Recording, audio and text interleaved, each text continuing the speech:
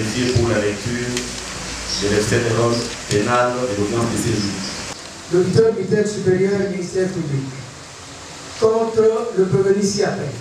1. Lieutenant-colonel Ali Moussa Barnes, en foot. 2. Monsieur Salomon Idi Kalonda Dela. Prévenu 2. Désertion simple. Trahison. Incitation de militaires.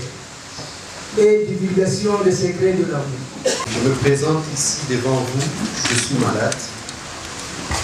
Contre l'avis de mes médecins, je ne veux pas me présenter ici parce que les médecins ont voulu me maintenir.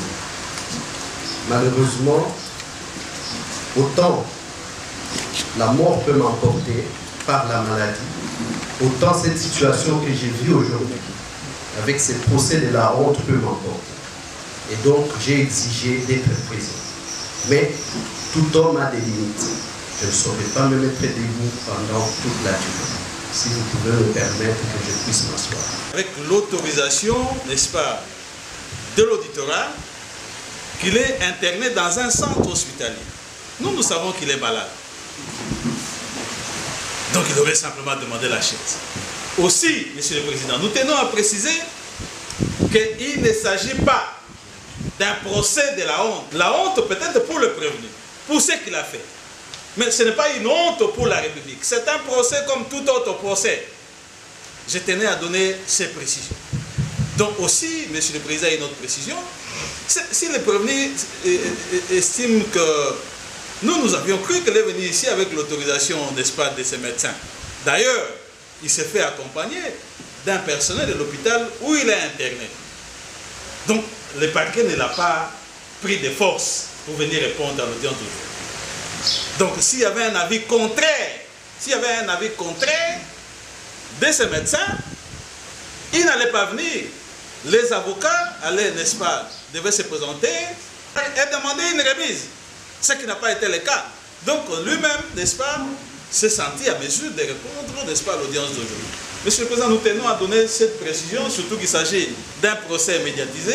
Il ne faut pas qu'on dise que, n'est-ce pas, le parquet l'a contraint à répondre alors qu'il est malade. C'est notre devoir à nous, la partie qui a requérante en mémoire, de développer ou de résumer ou de mettre en exergue l'intégralité.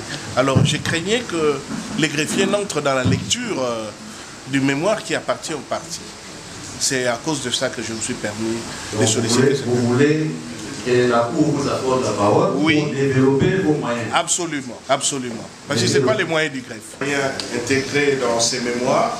En ce qui me concerne, je m'en vais vous donner la trame contextuelle qui a permis, comme vous avez vu, d'entrée des jeux, M. Salomon Idi Kalonda Dela, d'estimer qu'il est face à un procès de la honte, n'en déplaise au ministère public, mais nous allons articuler les éléments objectifs, légaux ainsi que jurisprudentiels, sous une trame constitutionnelle pour démontrer en quoi nous sommes dans un procès de la honte. Ce procès de la honte, ce n'est pas lié à la magistrature qui fait son travail, ce n'est pas lié au ministère public qui fait un travail de qualité, c'est lié aux personnes qui ont voulu nous amener aujourd'hui dans une affaire qui n'aurait pas dû avoir lieu. D'abord, premièrement, parce qu'en réalité, Monsieur le Président, Messieurs de la Cour, distinguer organe de la loi avec l'assurance de tous mes respects, cette affaire est d'abord un complot. Un complot qui vise à éliminer un adversaire politique et à travers lui, qui vise à inhiber toute initiative d'opposition dans ces pays lorsqu'elle estime qu'elle peut amener une crédibilité à l'alternance qui de toute façon viendra. Je l'ai dit parce que déjà dans les PV, et mon distingué confrère Maître Ngomo va vous donner les références, lorsque Salomon Idi Kalonda est interpellé à l'état-major des renseignements militaires, et interpellation c'est parce que je n'ai pas un vocabulaire juridiquement correct pour qualifier cet acte de kidnapping sur les tarmacs d'un aéroport. Même si plus tard on va nous dire oui, il y a eu un mandat d'arrêt qui émanait de l'auditorat général. Mais lorsque Salomon Idi Kalonda se retrouve en détention à l'état-major des renseignements militaires ex-DEMIAP, il y a une audition d'un certain monsieur, agent de l'Agence nationale des renseignements, appelé Patrick Nyundu wa Baluba. Ce monsieur va dire, et ça c'est qui va nous étonner, mais rien ne nous étonne aujourd'hui dans cette affaire, qu'il avait été délégué par l'ambassadeur Dani Banza afin de communiquer via WhatsApp à tous les numéros de téléphone de M. Salomon Idi Kalonda des images ou des propos hostiles au régime, afin que lui, une fois qu'il aurait réagi, on puisse l'interpeller par les services des renseignements militaires. Et comme par hasard d'ailleurs aujourd'hui, nous avons parmi les griefs que dans les téléphones de M. Salomon Idi Kalonda, on aurait envoyé des équipements, des photos d'équipements militaires et qu'il était forcément des connivences avec les personnes qui communiquaient ces éléments-là.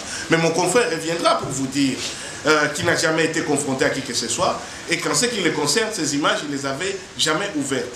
Mais ça vous démontre déjà que quand un agent de renseignement en fonction cite une personnalité proche du chef de l'État en fonction, que cette personnalité est impliquée dans un complot pour le faire arrêter et qui n'a jamais été confronté, ça nous explique aussi la suite. Qu'est-ce que ça nous explique?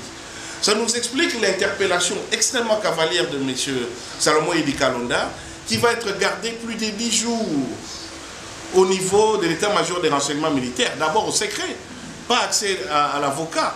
Et même, je dois reconnaître, et il faut les saluer, l'auditorat militaire supérieur, qui va adresser une correspondance combinatoire dès le 1er avril, sauf erreur de ma part, 2023, à ces services, de transmettre sans délai les dossiers de M. Kalonda, y compris prévenus et pièces, et tout ce qui se retrouve en l'état. Ce service va prendre 10 jours de plus. Donc une rébellion consacrée et avérée contre l'autorité du parquet. Et j'espère que le ministère public en tirera les conséquences. Si vous ici, Monsieur le Président, surtout l'organe de la loi, même pour priver Kalonda de sa liberté, il n'a que 5 jours. Après, il doit solliciter de sa hiérarchie du parquet l'autorisation de prolonger. Comment des officiers de police judiciaire, qui ne peuvent pas aller au-delà des 48 heures constitutionnellement dit, peuvent même s'autoriser à passer outre et même à solliciter un délai que lui, le ministère public, la loi ne lui a même pas accordé. Mais ça, mon confrère, il reviendra en citant les dispositions. Salomon Kalonda a été interrogé par une panoplie d'individus au statut procédural totalement inconnu du droit. Certains se présentant comme des OPJ. Mais à la rédaction des PV, ils ne déclinent ni leur qualité. Des fois, ils passent outre les formules sacramentelles. Et des fois, ils ne signalent même pas que pendant les auditions, ils étaient en nombre supérieur ou en nombre qui n'a pas été signalé dans les PV. Salomon Kalonda va faire l'objet d'une saisie de ses téléphones sans qu'il n'ait été versé au dossier un PV de saisie. Mais mon confrère va tirer toutes les conséquences. Mais surtout, et il me reste ces 2 points sur lesquels je vais m'atteler, Salomon Kalonda, alors qu'il est entre les mains des services de renseignement, des OPJ, subira des perquisitions. Mais des perquisitions qui se font en son absence, Monsieur le Président. Ce n'est pas qu'il a refusé d'être présent, il est entre les mains de ses services, mais ils ont décidé de passer outre sa présence et ont procédé à des perquisitions, y compris chez sa mère, chez ses frères, chez tous ses familiers, et dans des conditions d'une violence qui a été totalement décriée partout. Mais encore quelque chose d'extraordinaire dans l'histoire de la procédure pénale de notre pays. Lorsque, je ne sais pas si les OPJ, si c'est les majors, va faire une conférence de presse, ce que vous-même, le parquet, ne le faites pas, au cours de laquelle il va alléguer que si Salomon Kalonda avait été mis en détention, c'est notamment parce qu'il détenait un revolver, un pistolet Jericho. C'était étonnant parce que c'était les premières remarques que tous ceux qui étaient proches du chef de l'État avaient lancées dans les réseaux sociaux. Mais lorsqu'il va donner les références de ces pistolets Jericho, le premier ministre honoraire Matata Pognou va l'identifier comme étant les pistolets de son garde du corps. Et surtout, ce qui est étonnant, ils avaient allégué que Salomon Kalonda aurait perdu ses pistolets lors de la marche qui a eu lieu devant le siège de la CENI le 25 mai. Sauf qu'à cette date, Salomon Kalonda n'avait pas marché. Mais effectivement, ces pistolets avaient été perdus à cette date, mais Salomon Kalonda n'y était pas. Et le jour où à la marche du 20 mai, où on a attribué effectivement à Salomon quand on a été présent, les pistolets n'étaient pas perdus. Parce qu'il est civil de son état et mon confrère va le relever. Uniquement parce qu'il a un membre de sa famille qui lui a la qualité de comparaître devant vous. Et on veut faire de Salomon Kalonda automatiquement une personne qui inciterait des militaires à commettre des agissements au devoir. Comme si, et ça va être démontré brillamment par mon confrère, le fait de retenir cette prévention permet encore aujourd'hui d'attraire indûment un civil devant les juridictions militaires. C'est pourquoi, Monsieur le Président, distingué membre de la Cour militaire, j'ai clôture cette introduction pour laisser la parole à mon confrère pour vous dire que notre mémoire unique va s'articuler sur deux moyens, dont un à titre principal concerne votre compétence rationnée personnelle, liée à la qualité des civils de M. Salomon Idi Kalonda, qui ne devrait pas être justiciable des juridictions militaires. Et l'autre moyen va concerner à titre subsidiaire l'annulation totale de tous les PV qui ont concerné cette procédure pour violation de toutes les dispositions qui vont vous être citées, et notamment on sait qu'ils n'ont obéi à aucun des principes de loyauté, et surtout ils sont issus d'une détention totalement illégale qui n'a même pas respecté les injonctions de l'auditeur militaire. Dans le même ordre d'idée, ni un policier, ni un membre du service national, mais bien un civil, est incompétent. Les policiers et quoi pour militaire Bagombe, mais suivra également la position de ces autres juridictions malencontreusement fait avant la saisine de la Cour.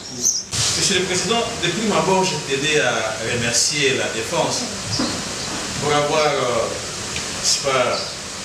élevé les niveaux de débat.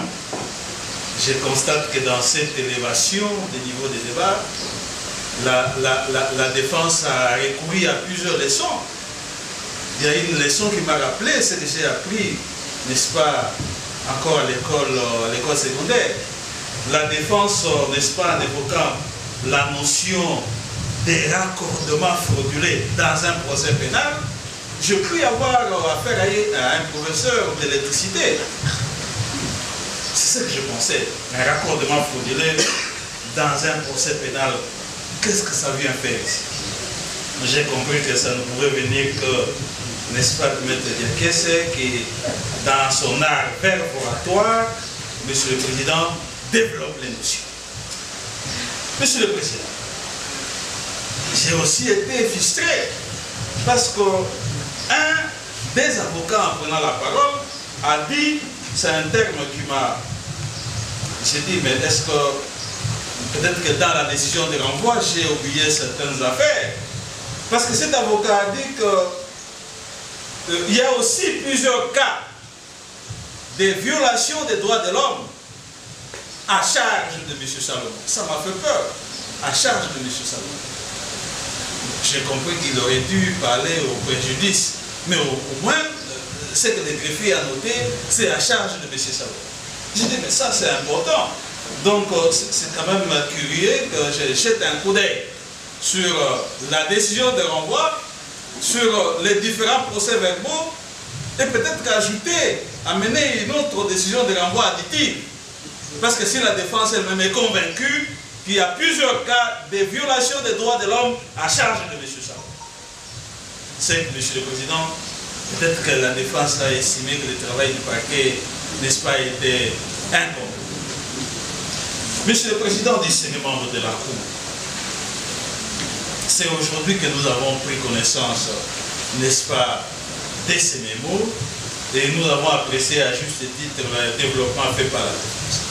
Tout ce que nous pouvons demander à ce stade à la Cour, c'est de nous accorder un petit temps. Un petit temps pour qu'à l'audience de la remise, nous puissions, n'est-ce pas, répondre aux moyens développés, n'est-ce pas, par la défense. À cette audience-là, nous allons donc démontrer que les parquets militaires ainsi que les juridictions militaires ne sont pas allés à l'encontre de l'article 19 de la loi fondamentale qui, n'est-ce pas, pose le principe et les tests organiques organisent le reste. Nous allons démontrer que nous ne sommes pas allés, n'est-ce pas, ultra petita de la Constitution. Monsieur le Président, discernement d'œuvre. Je tenais aussi, c'est parce que c'est important, je me rappelle qu'à la première audience, la défense n'a pas été, j'ai toujours apprécié cette défense, mais nous avons tous suivi à la presse, n'est-ce pas, les commentaires faits par la défense. Je tenais à cette audience, avant de répondre aux moyens développés par la défense, je tenais à préciser ceci, qu'au niveau du parquet, l'auditeur militaire supérieur a pris donc la décision de procéder à la disjonction. La disjonction. D'ailleurs, même dans les mémoires, la défense est revenue abondamment sur l'histoire de l'arme, sur, n'est-ce pas, la conférence de presse tenue par un officier de l'état-major de renseignement. Donc, le parquet a procédé à la disjonction, tout simplement parce que, aussi dans les médias, la défense a, n'est-ce pas, inséré ces aspects dans ses mémoires. C'est que dans les médias, il y a un monsieur, un responsable de ce pays, un monsieur qui a été Premier ministre, qui, n'est-ce pas, a fait une déclaration. Une déclaration comme quoi l'arme attribuée à M. Salomon et, n'est-ce pas, la propriété a été attribuée à son garde du corps pour sa protection. C'est donc important pour le parquet, Monsieur le Président, n'est-ce pas, de vérifier cet aspect des choses. Et la meilleure manière de vérifier, c'est, n'est-ce pas, c'est vérifier les déclarations faites par cet ancien Premier ministre. C'est comme ça que, Monsieur le Président, le parquet a procédé à la disjonction. Voilà, Monsieur le Président, donc si votre cours peut, n'est-ce pas, nous accorder un petit temps, à l'audience à remise, nous viendrons pour répondre aux deux moyens des actes posés par... Il risque de donner l'impression comme si il doit avoir la préséance sur les avocats. Non. C'est important, mais c'est la raison pour laquelle la Cour vous a donné. Aussi longtemps qu'il parlera, nous aussi nous allons parler. La remise, c'est à la week-end. C'est à lui. Nous sommes à sa disposition parce que c'est le ministère public qui est en difficulté, monsieur le Président. Constatez que le ministère public est en difficulté, c'est à lui de nous préciser, même si c'est demain, nous sommes prêts. La Cour renvoie la cause à la week-end, ça sera lundi 25, pour que l'officier du ministère public réagisse par rapport aux moyens soulevés par la défense.